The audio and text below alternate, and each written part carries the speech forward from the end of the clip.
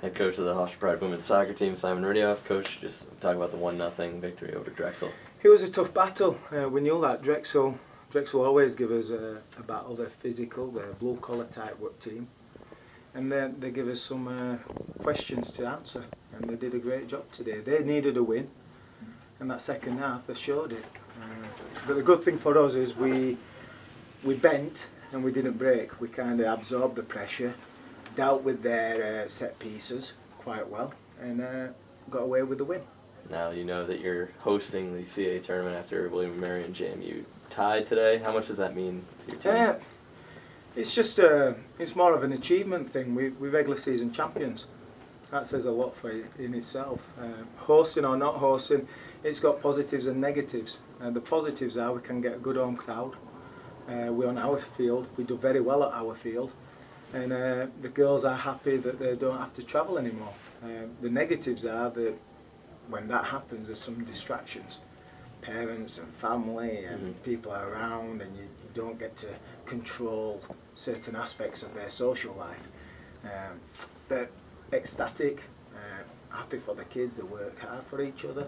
This is an awesome team from a personal perspective, not necessarily as a talent perspective, but a personal perspective, and they all deserve it.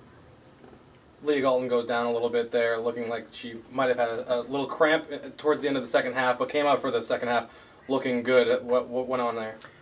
It actually happened about 20 minutes in. She got stepped on by the sweeper for Drexel. You know, a tough foul to take. She's a big kid and she's stepped full power on her foot. She struggled. She tried to work through it in that first half and then came off towards the end. We iced it, we taped it, and to be fair to that girl, she came back on the second half and did what she could on probably half a leg, and that's a testament to what this senior class has done for this team. That is an embodiment of this senior class. They're willing to do what needs to be done, whether they can 100% or 90%, they're going to do it, and that's what Galton did today.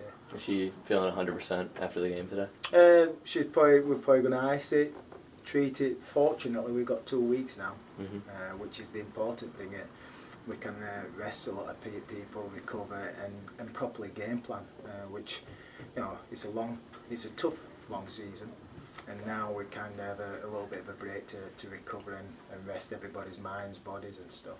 I asked you before the game about how Mering has really stepped up this season and really come into her own as CAA play went on, and yet another clean sheet for her today. How does that bode for this team heading towards the playoffs? It's awesome. It's awesome for Freddie.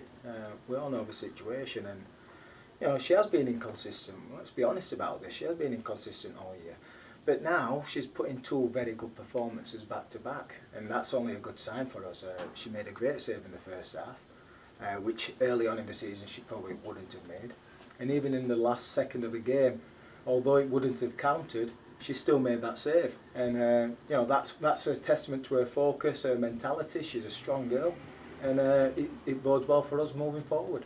And what can you say about how the senior class played today? A lot of emotions, obviously, on senior day. It's a tough position to be in. Friday we played exceptionally well. I think it was our best performance of the year, but to do that requires a lot of energy, a lot of physicality. And the second game on the weekend's always a little bit tougher. And you know, to play at the game we want to play and play well, it's probably pretty difficult to do 2 games in a weekend. So you're going to see a drop off, and that drop off hurts us a little bit. But the seniors were awesome. Chloe Dale, can't say enough about the kid. Janine Mayida, she's been a wonderful surprise. Mallory Ulrich came back from injury and put in a good shift. And you know, Galton and Jill Mulholland, you know, they speak for themselves.